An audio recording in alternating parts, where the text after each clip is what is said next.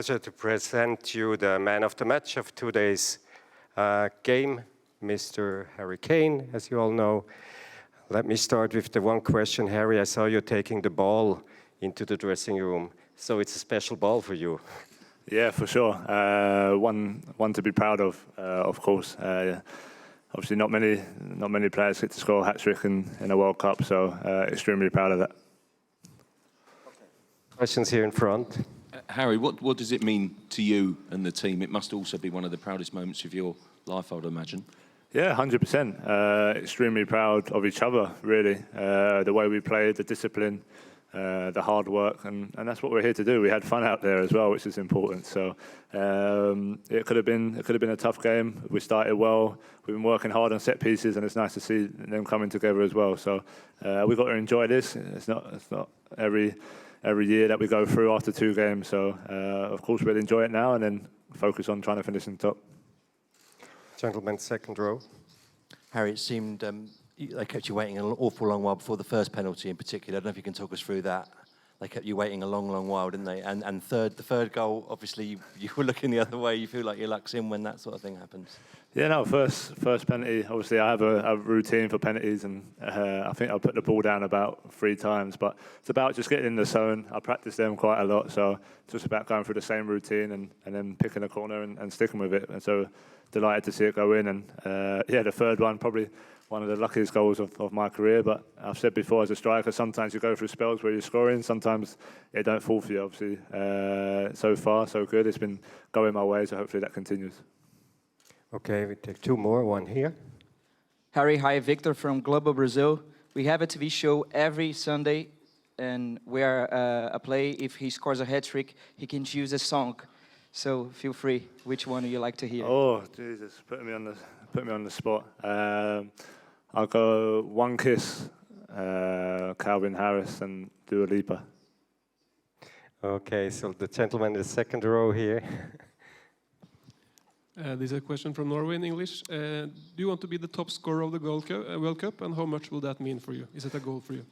Yeah, no. Obviously, it's been going well so far. There's still a long way to go. The most important thing, as always, as I've said, is winning games.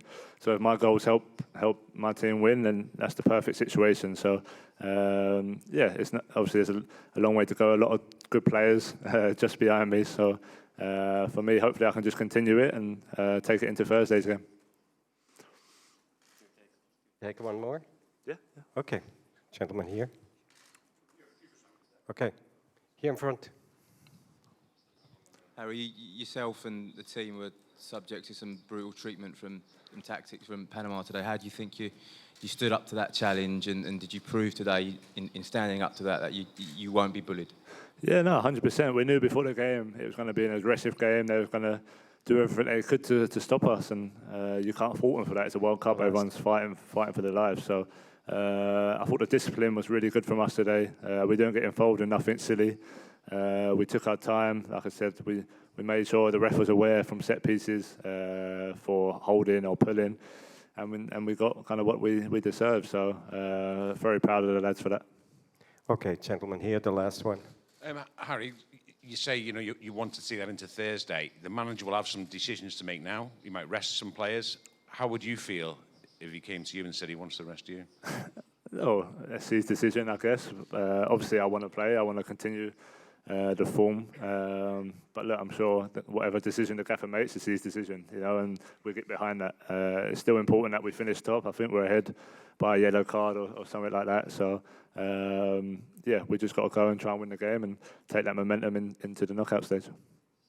Thank you, Harry. I'll be back with the 2 coaches a couple of minutes later.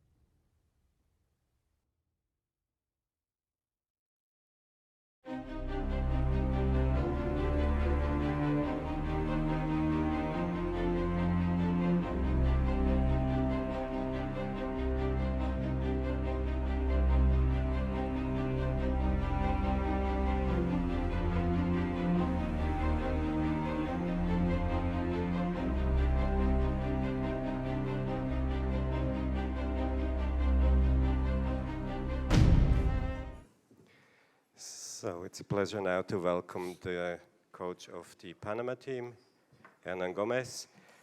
Questions for Hernan Gomez, again in the three official languages of the day, English, Russian or Spanish. Who would like to start with the first question? Here, the second row. Вопрос на русском языке. A question in Russian for you. Гол Панамы праздновал весь стадион. The Panamanian goal was celebrated by the whole stadium. We had the impression that the fans were very happy, even considering the overall score. What did you feel? Is there any pride today for you that you were able to score your first goal at the World Cup?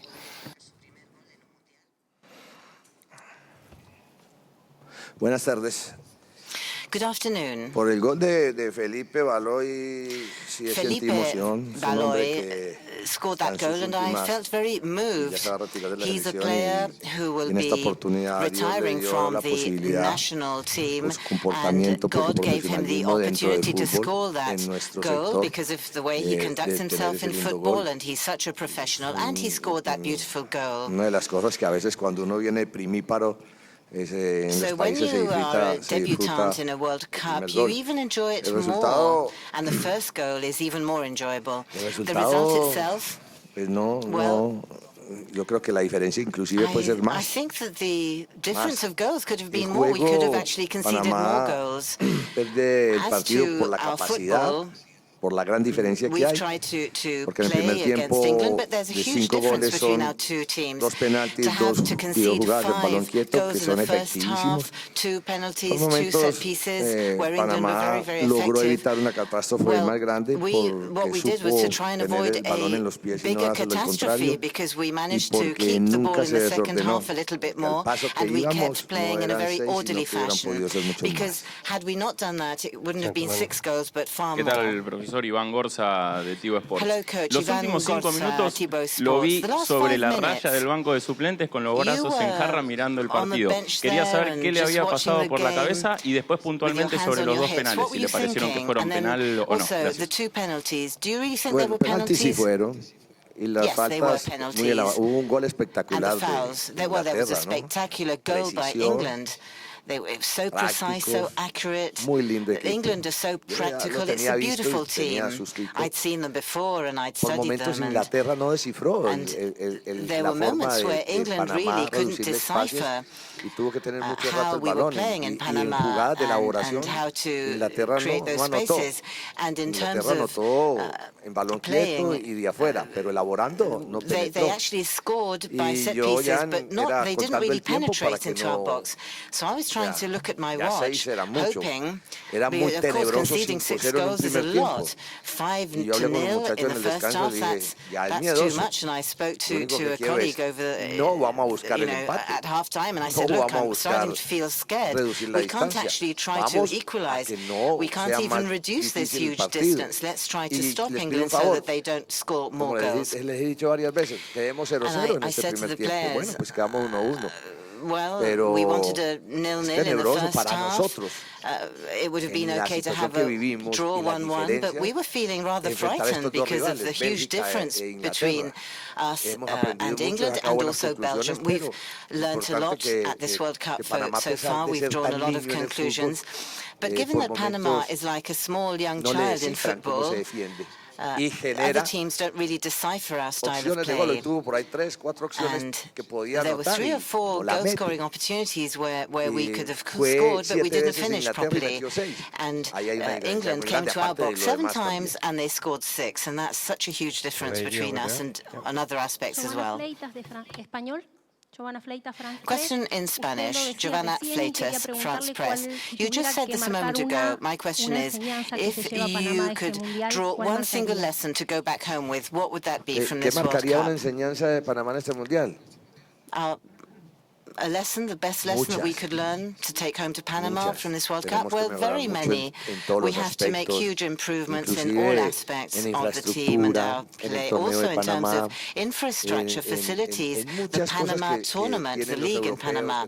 There are so many things that people here have in Europe and also teams in Latin America. And we lack everything. I've come from the dressing room and I just told my players that everybody is going to analyze that final score, 6-1. Por dentro digo, no, vamos a analizar un poquito nuestro trabajo que se mantuvo y que fue importante. What we did on the pitch, that's very important. Futbolísticamente, el equipo no haya terminado como loco, desordenado, que pierda el estilo, que pierda la idea. We didn't lose our style, we didn't lose our ideas, we didn't look chaotic on the field of play. So we've made progress in terms of that. We've had ideas, but we have to improve so much from the point of view of tactics, technical aspects, our staff. Muy tournament, and we're virgins. We've been born like too early before the due date at 6 months. But even so, we're debutants, and we still have to celebrate what we've done here. Simon Peach from the Press Association. You appeared to go and say something to Gareth Southgate just before the second half. What did you say? Can you enlighten us?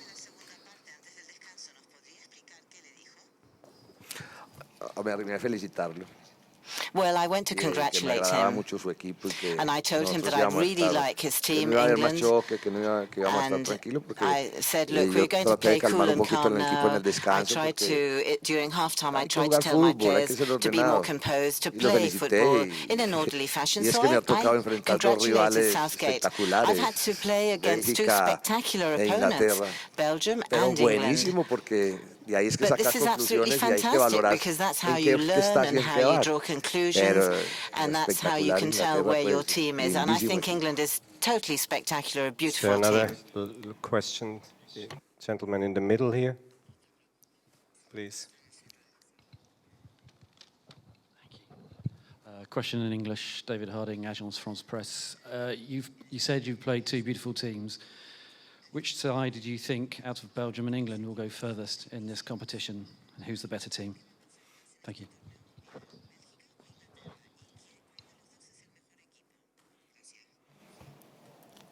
Partamos que los dos tienen dos entrenadores con variantes en todos los aspectos. The two teams, Belgium and England, have two great coaches with lots of different ways to play in attack, also tactical order, so that they can regain possession of the ball really quickly. And they both make you very fearful when their players have the ball at their feet. Now, who will progress more in this World Cup? Well, I don't think I have the ability to tell you that, because Germany yesterday, as Napoleon said, dress me slowly because I'm in a hurry. Germany showed their spectacular ability. Brazil as well. You can't forget Brazil. Let's not forget Spain, another huge opponent, great opponent. And there are two teams, Switzerland. Is it Switzerland? Who beat Serbia? Asked the coach. Suiza fue el que le ganó a Serbia 2-1. Switzerland, yes. They beat Serbia 2-1. Am I right? Sí. Tremendo partido, clásico partido. That was an incredible match, a classical match. And I've liked so many things about the World Cup. And then look at Croatia with Rakitic and Modric, who show that in football anybody can come and go. Hay grandes equipos. There are really brilliant teams here, all with tremendous physical fitness, great technique, lots of very good order on the pitch, lots of speed, precision, accuracy, triangulations. I've really enjoyed this World Cup, and I'm very, very happy to be here. It's such a shame that we've been knocked out. Thank you, Hernan Gomez. We will be back with Gareth Southgate in a couple of minutes.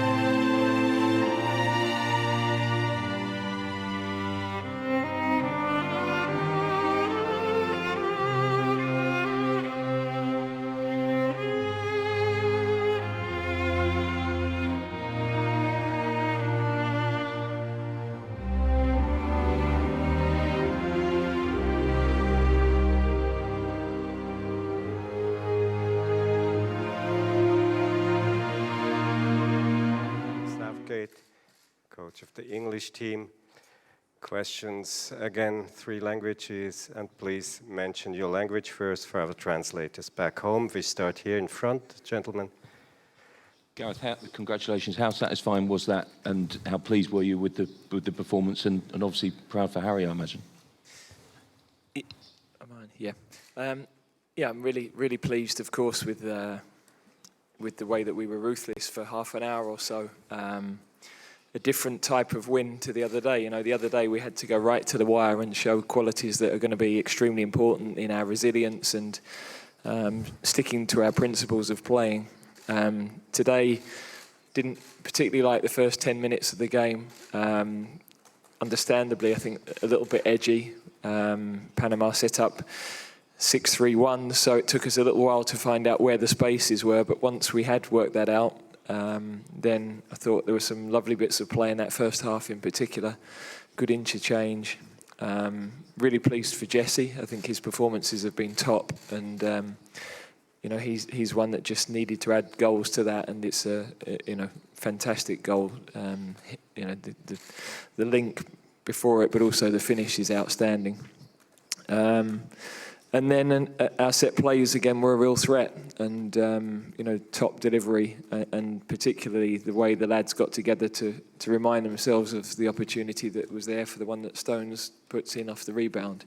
So they really executed that well, and yeah, it was a really good day. The only downside, really, the goal at the end, because we talked at half-time about the importance of controlling the group with our goal difference, and we've missed out on that opportunity, but it would be harsh to criticise the players after a performance and a day like that in the heat as well.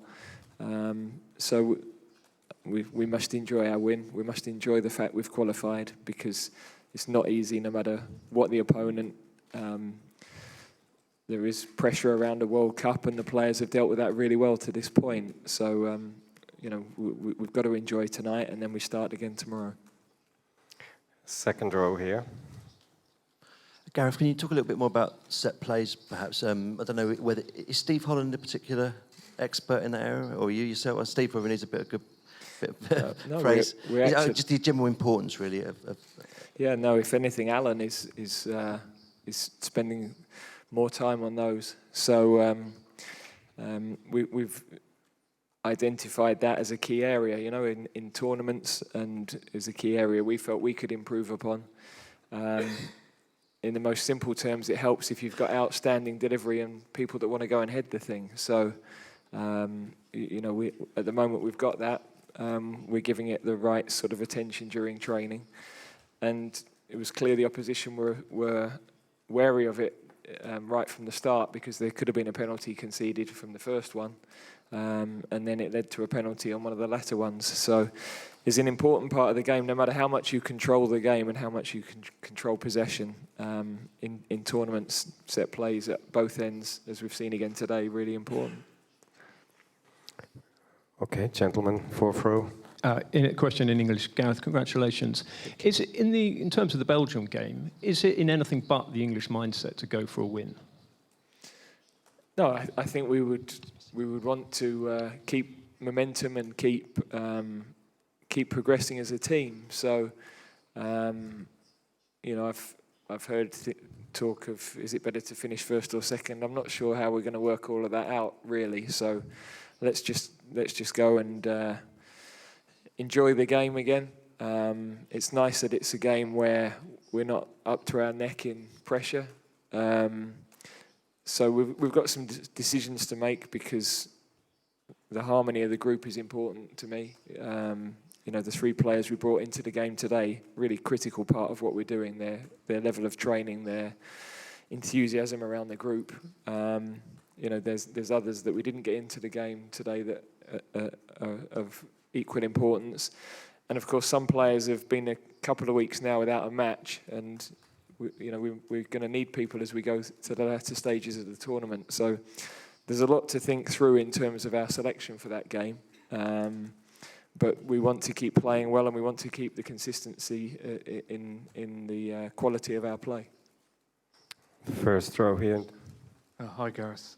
Simon Beach from the Press Association. Firstly, I hope your shoulder's all right, because you did over-celebrate at the end. But there was some aggressive tactics, shall we say, employed by Panama in the first half in particular. How are your players, and how do you think they dealt with that challenge? Yeah, we talked about that being something we'd have to be aware of during the game. The importance of keeping our own discipline. You know, one of the ways we could have had a problem in this game would have been to go down to 10 men. So there were some, you know, before half-time, some extreme moments, and I was really pleased. We've picked up one yellow card, which was probably a bit harsh, Ruben, in actual fact.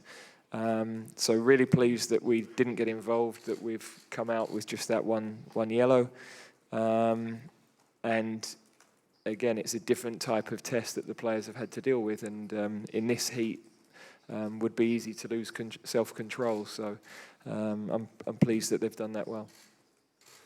Okay, in the back there. Gareth, can you describe the strangeness of a day where you're 5-0 up at half-time and you're able to take off your captain because he's already got a hat-trick and the game is already over? I mean, those days aren't normal in English football, and they're not normal to people back home. Did it seem sort of surreal to you going through that day, that game? Yeah, it's strange because I enjoyed the win against Tunisia more because the tension in it and the fact that you get over the line when you're really under pressure was very, very special. For me, just before half-time, the game was done today. So it was a very, very strange feeling watching the second half, just trying to encourage the players to keep professional in the way that they played and be a top team by being ruthless. Was pleased the captain got his hat-trick because it meant he had to hump less when I brought him off, because I know the importance for him of scoring goals. So yeah, very strange because I think we probably at times played better the other night than we have today. But today we were really ruthless in front of goal, and so a different type of challenge. I know how many people have been watching at home on a Sunday afternoon, so lovely that we could give them goals to celebrate, and I think they can see what we're trying to do and the way we're trying to play, and that the players are enjoying their football, and you don't get many opportunities to play in a game like that for England. Okay, over here. Hi, Gareth. A question in English. You arrived in Russia with a lot of confidence and belief. Has that confidence soared in the past week, and have your expectations grown?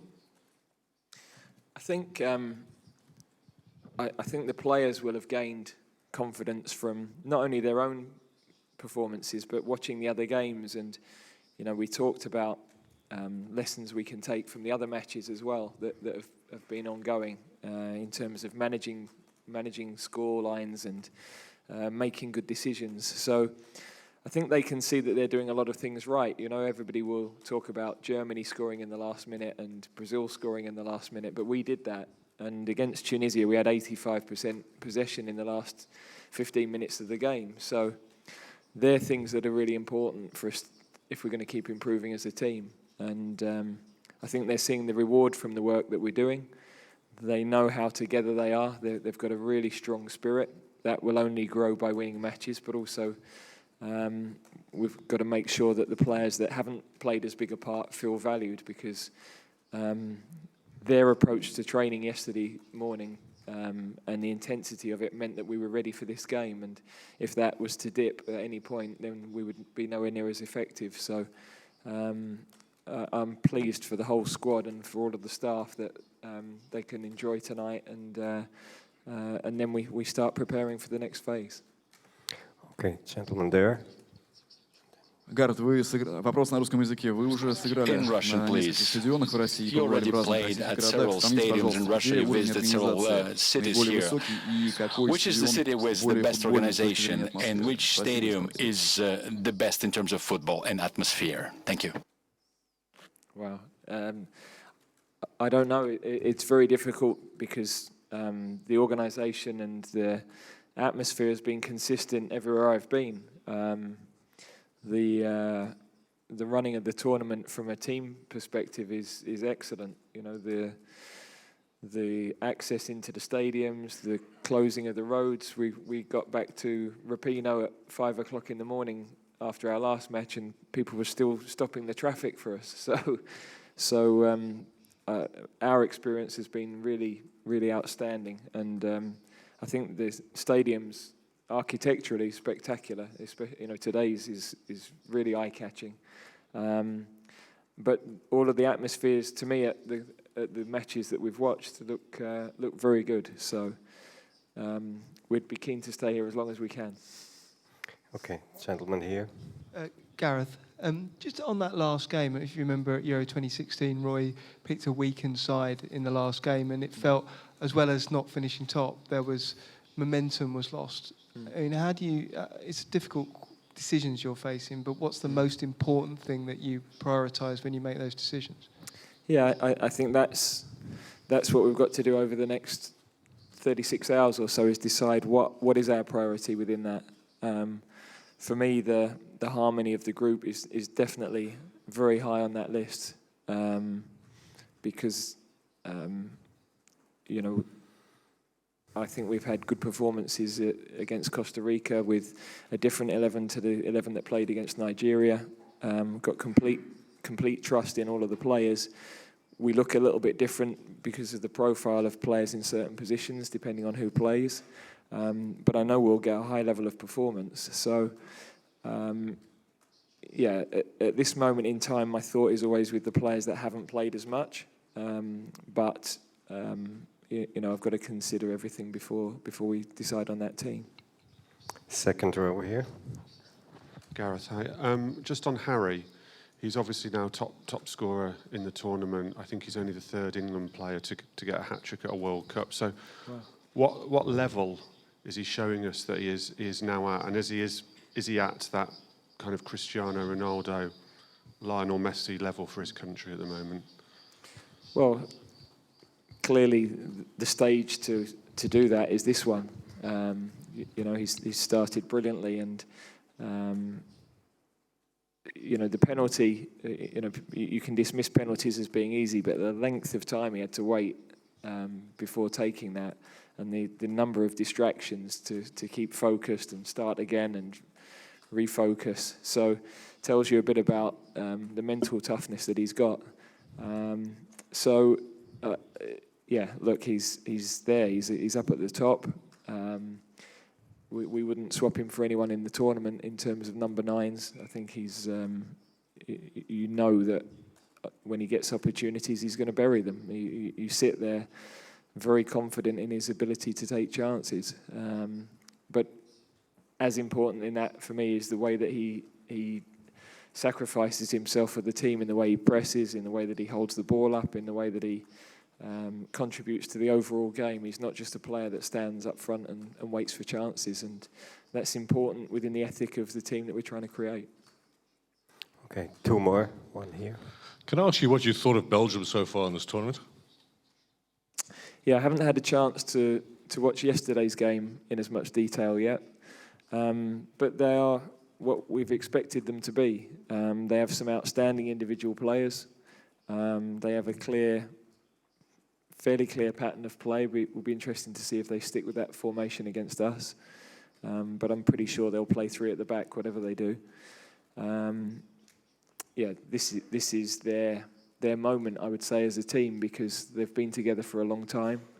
They have great experience from the last World Cup, the last European Championships. I don't remember them having a better crop of players, so I'm sure they will feel that this is the time that they've got to deliver. Okay, one more here. Gareth, we're all wincing at the end when you were celebrating because of your shoulder. Is it dramatically? Is it much better now? And also on similar note, Kieran Trippier had some heavy strapping on his thigh. Yeah. Is there an injury update with him and Dele Alli as well? Sure. Yeah. Well, the least important of that is me, so that's the easy one. Mine's well strapped. It's fine. I wasn't going to stand with a sling on my bloody arm. That was for certain. So, Kieran was feeling a tiny twinge towards half-time, and but then came over and said he was absolutely fine, but we weren't prepared to take a chance, so we got him off. Dele is progressing well. Obviously hasn't had opportunity to train on the field today, did a different sort of session. So we'll know exactly how close for the Belgium game after tomorrow, I would think. But we're really pleased with the progress so far. And yeah, it takes pressure out of the decision in playing him in that game. But if he's ready, then it's also a good opportunity for him. Thanks, Gareth Southgate. Thank you for your participation. And you know the mixed zone is over there.